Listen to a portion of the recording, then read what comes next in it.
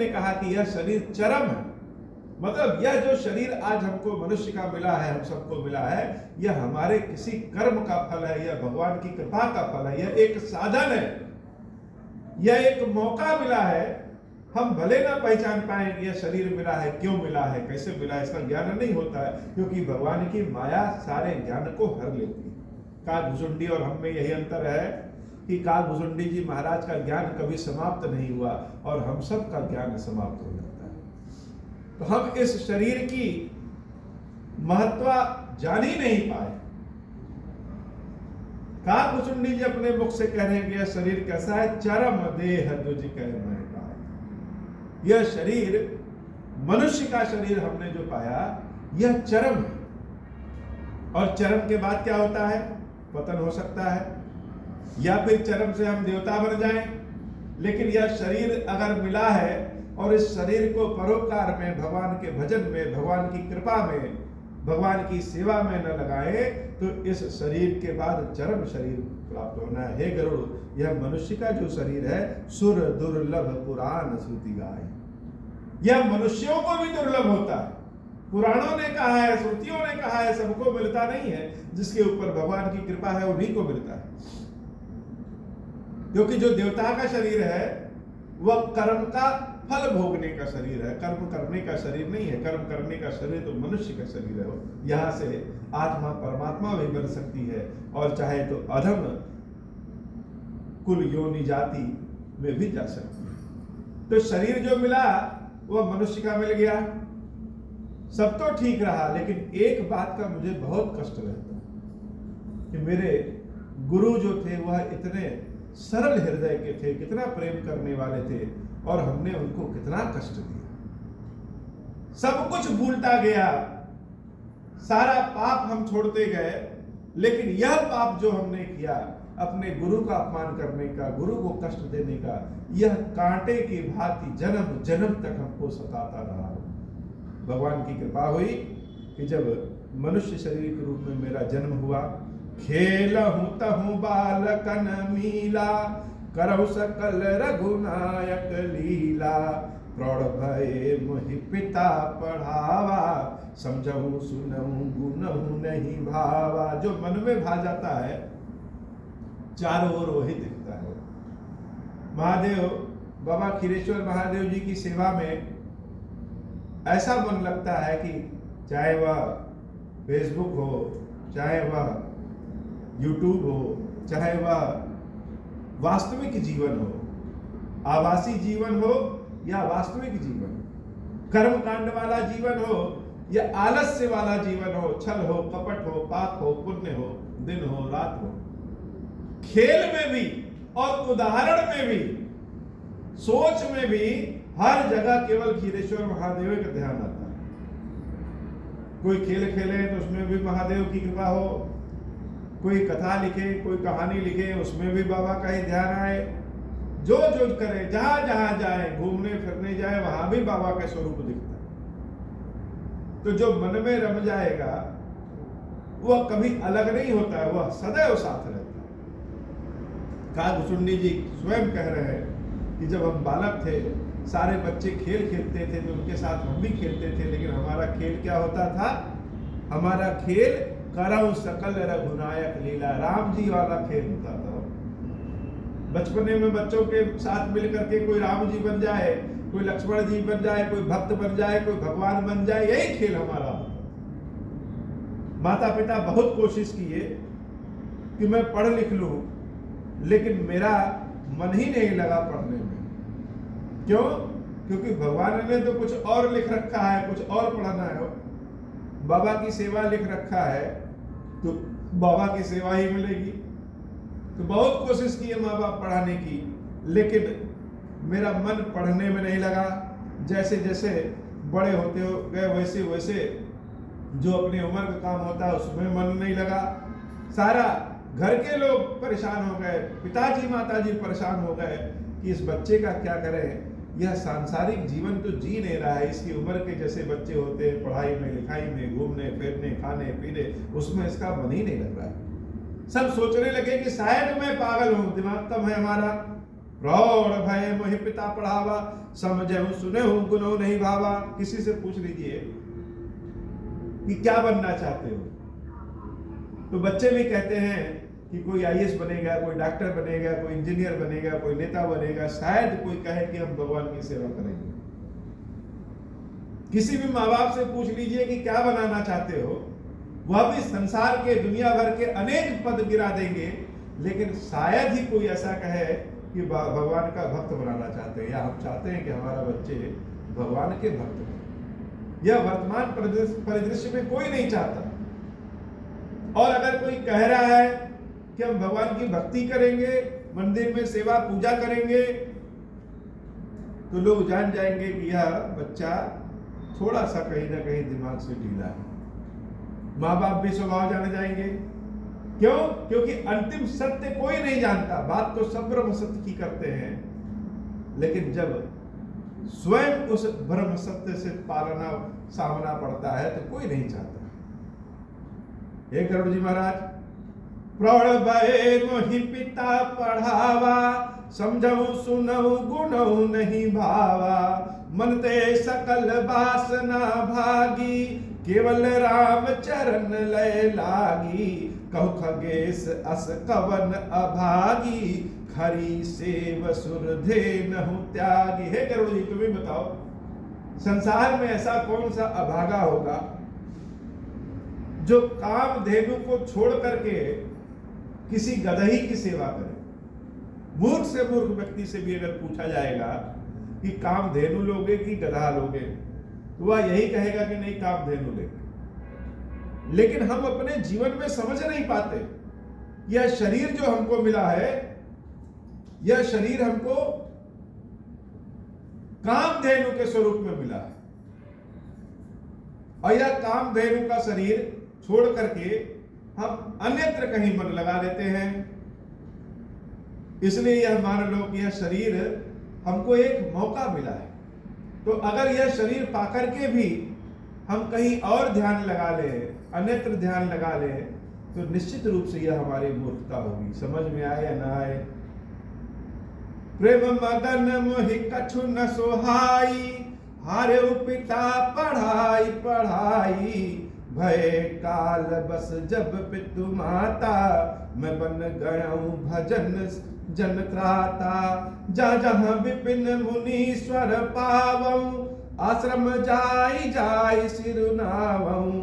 बुझऊं तिनहि राम गुण गाहा, कहीं सुनहु हर्षित खगनाहा। सुनत फिरऊं हरि गुण अनुवादा, अव्याहत गति शंभु प्रसादा। मंगल भवन अमंगल हारी, उमा सहित जहि जपत पुरारी। मंगल भवन अमंगल हारी, उमा सहित जहि जपत पुरारी। धीरे धीरे समय बीता और मेरे माँ बाप काल के बस जब हो गए, तो हम घर से एकदम फ्री हो गए। और जब माता पिता काल के बस हो गए, तो हम घर त्याग करके हम भगवान के भजन में रम गए और जंगल की ओर, आश्रम की ओर चले गए। जहां जहां भगवान का भजन होता, वहां वहां हम चले जाते। जहां भी भगवान की कथा सुनाई देती, जहां भगवान का पूजन होता, अब तो कोई डर ही नहीं था।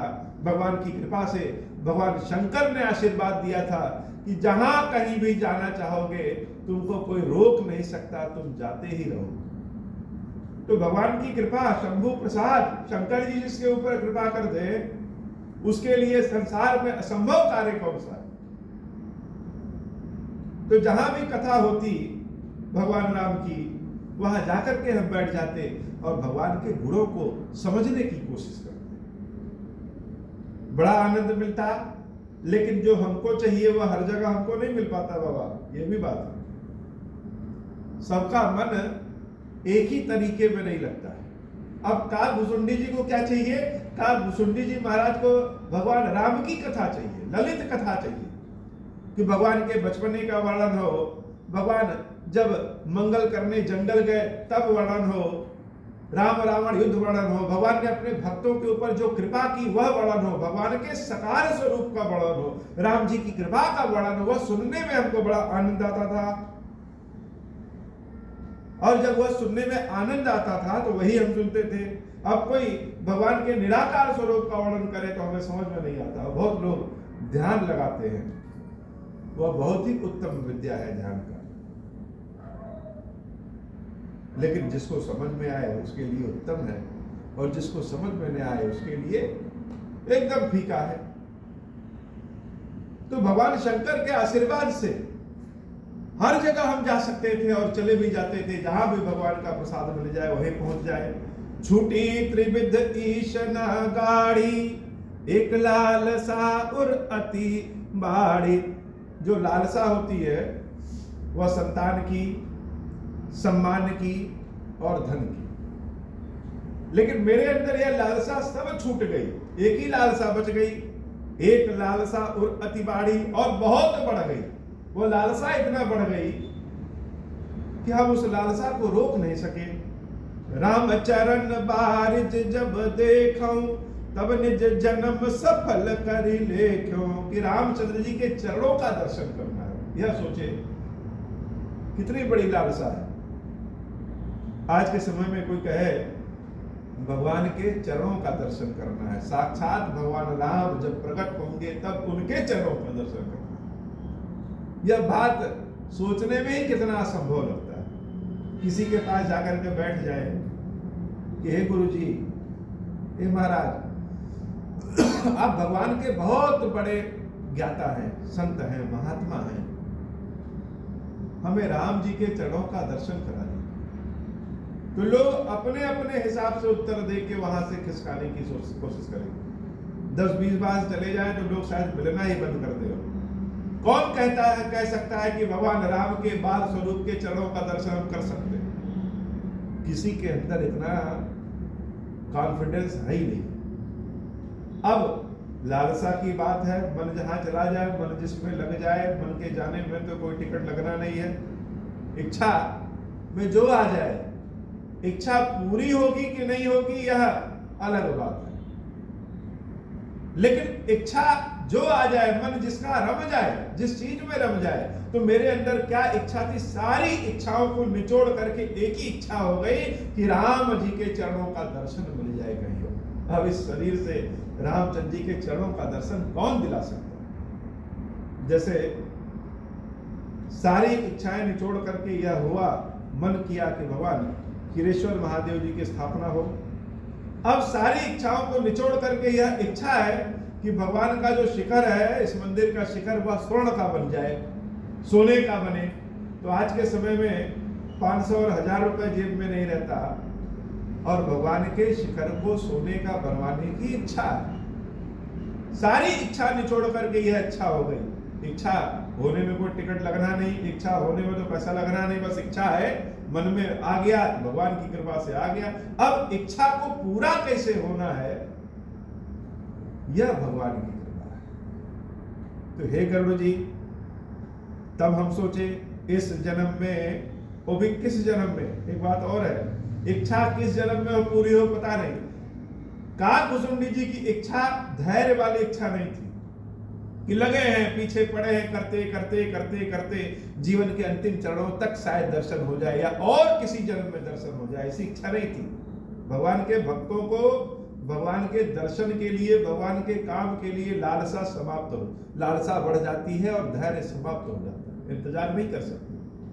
तो लालसा कैसी थी कि तब निज जन्म सफल करी कर लेखी। इसी जन्म में जो जन्म मिला है, इसी जन्म में, पता नहीं अगला जन्म कैसा मिले, क्या मिले, इसलिए यह मौका मिला है, इस बार मौके में चौका मार देना, छूटे ना, इसी जन्म में भगवान के चरणों का दर्शन करना। वैसे भगवान के शिखर को स्वर्ण का बनाना है, यह कब बनाना है, यह बात की बात नहीं, अति शीघ्र बनाना है, महीने 2 महीने 6 महीने साल भर में बना देना, यह इच्छा है।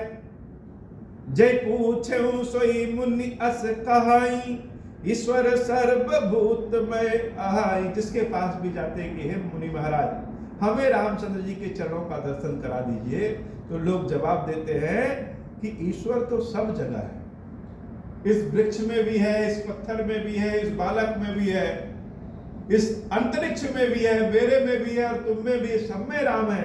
जिसका दर्शन कर लो वही राम के चरण हो गया। लेकिन हम शब्द से भले ना बता सके, लेकिन हृदय का जो भाव होता है वह जानता है कि हमें क्या चाहिए। बहुत बार ऐसा लगता है कि हम जो बोल रहे हैं, जो चाहत कर रहे हैं, वह चाहत हमें चाहिए नहीं। जैसे कभी कोई कपड़ा खरीदने जाइए, 40-50 कपड़े देख लीजिए, समझ में नहीं आएगा। कपड़ा दिखाने वाला पूछेगा अच्छा आपको कैसा चाहिए, तो हम शब्द से बता नहीं पाएंगे कि कैसा चाहिए, क्योंकि जैसा चाहिए वैसा शब्द नहीं मिलेगा, और जो शब्द मिलेगा वह चाहिए नहीं। तो क्या करेंगे? मौन हो जाएंगे। नहीं तो कपड़ा दिखाने वाला भी कहेगा कि लेना होना है नहीं, परेशान ज्यादा करना है, 2 बार 4 बार जाएंगे तो शायद अब दिखाना भी बंद कर दें। तो भक्तों के हृदय में जो इच्छा है उसको शब्द से नहीं बता सकते। तो लोग कहते कि राम सब में है, इनके दर्शन कर लो, इनके दर्शन कर लो, यह तो राम ही का दर्शन है, सब सत्य कहते। लेकिन हमारे हृदय में जो चाहिए था वह तो बाल गोपाल राम जो है, उनके चरणों का दर्शन चाहिए, वह चाहिए हमें। अब हम यह कैसे समझाएं? न कोई समझ सकता है और न हम समझा सकते हैं। भगवान के साकार स्वरूप का दर्शन चाहिए, और लोग निर्गुण स्वरूप के बारे में बताते।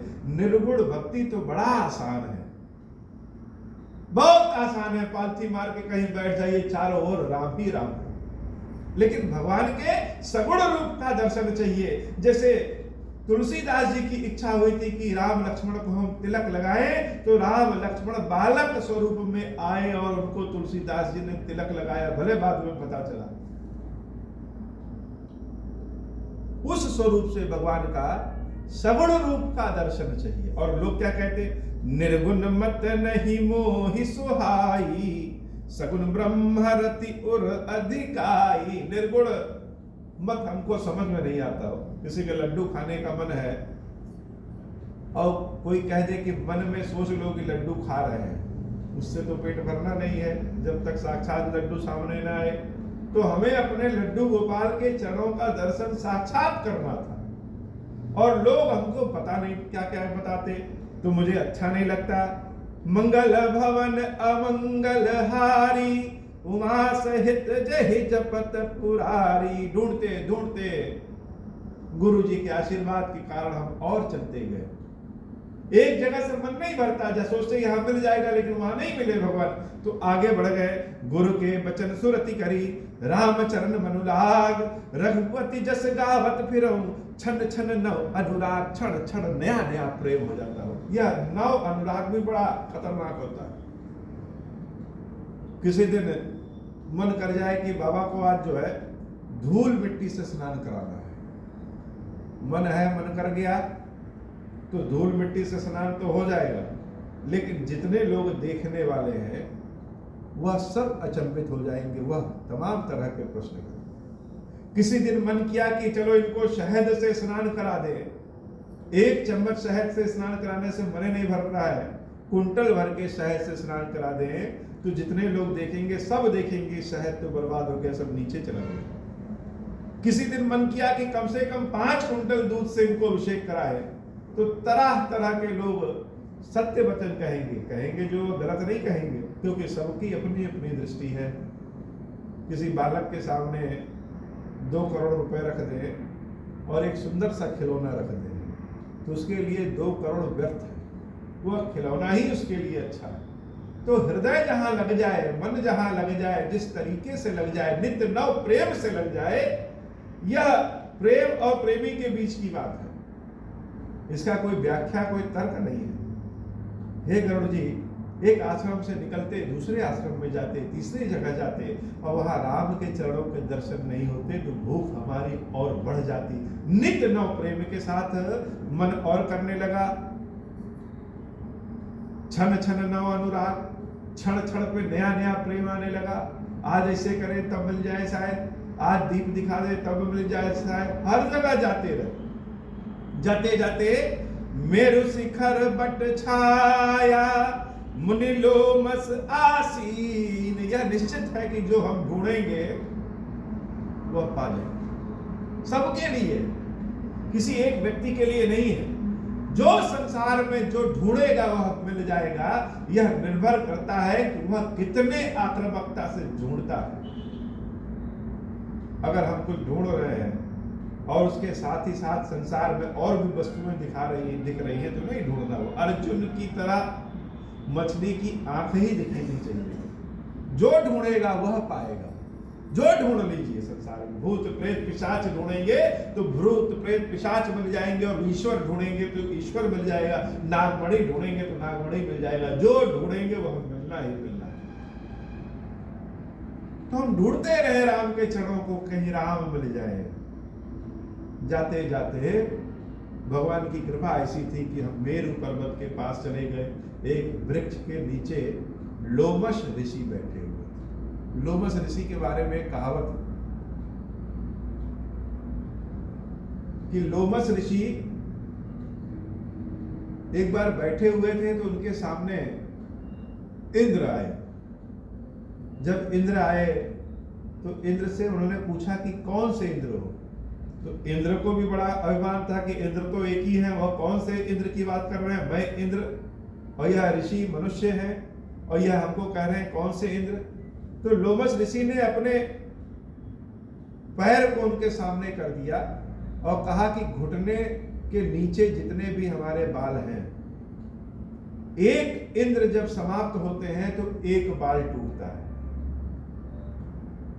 और एड़ी से लेके घुटने के बीच तक आधा बाल उनका टूट चुका था। मतलब कितने हजारों इंद्र लोमश ऋषि के सामने समाप्त हो चुके थे।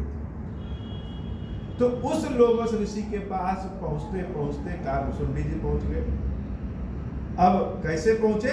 क्योंकि भगवान शंकर का आशीर्वाद था कि जहां जाना चाहोगे तुमको कोई रोक नहीं सकता। जब गए हम वहां देखे, देख चरण सिरनायो वचन कहूं अति दीन। हमको लगा कि अरे इतने पहुंचे हुए साधु सन्यासी हैं, इनके पास तो हमको जरूर मिल जाएगा जो हमको चाहिए हो।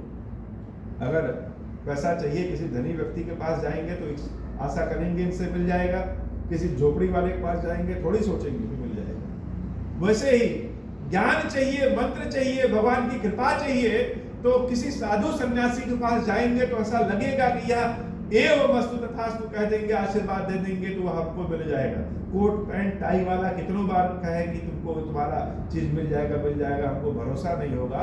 और एक दाढ़ी वाले, धोती कुर्ता वाले कोई साधु सन्यासी मिल जाए, एक बार कह दे कि तुम्हारा काम हो जाएगा, तो मन में आशा जग जाएगा कि हो जाएगा। तो लोमश ऋषि के पास पहुंचे और अति दीन अवस्था में, किसी से मांगना होता है तो जैसे रोने गिड़गिड़ाने लगते हैं, वैसे ही रोते गिड़गिड़ाते हुए दीन अवस्था में कि दया करके, भिक्षा समझ करके दे दे, एक बार ऐसी कृपा कर दे कि राम के चरणों का दर्शन हो जाए। हमने उनसे मांगा। सुनि मम वचन विनीत वृद्ध मुनि कृपाल खगराज, मोहि सादर पूछत भय दुज आयो कहि काज। बार बार दीन वचनों से जब हमने बोले तो बड़े ही आनंद में आकर के हमसे पूछे किस लिए आए हो, क्या खोजते फिर रहे हो, तुम्हें क्या चाहिए। जब उन्होंने अपने मुख से कहा कि क्या चाहिए तब हम बहुत प्रसन्न हो गए, क्योंकि लोमश ऋषि अगर किसी से कुछ पूछ दे तो उसको मिल ही जाता है। और वह पूछे क्या चाहिए तो बड़े आनंदित होकर के तब हम बहुत तुरंत खुशी पूर्वक है, तब मैं कहा कृपा निधि तुम सर्वज्ञ सुजान। हे प्रभु, आप तो स्वयं महादेव स्वरूप हैं, आप सर्वज्ञ हैं, सुजान हैं, सब जानते हैं, अंदर बाहर सब देख सकते हैं। आप जानते हैं कि हम कौन हैं और हम क्या चाहते हैं। लेकिन कह रहे हैं सगुण ब्रह्म और आदर मोहि कहूं भगवान। सगुण ब्रह्मा, सगुण राम जी के सगुण स्वरूप की कथा हमको सुनाई और उनका दर्शन कराई। सगुण स्वरूप के बारे में चाहिए बाबा। तब मुनीस रघुपति गुण गाथा, कहे कछुक सादर खगनाथा। बार बार मेरे कहने से, बार बार कहने के बाद भी वो लोमश ऋषि क्या करते, वह भगवान के निराकार स्वरूप की कथा सुनाते बार बार। और हम बार बार उनसे कहते कि नहीं, हमको सगुण स्वरूप की कथा सुननी।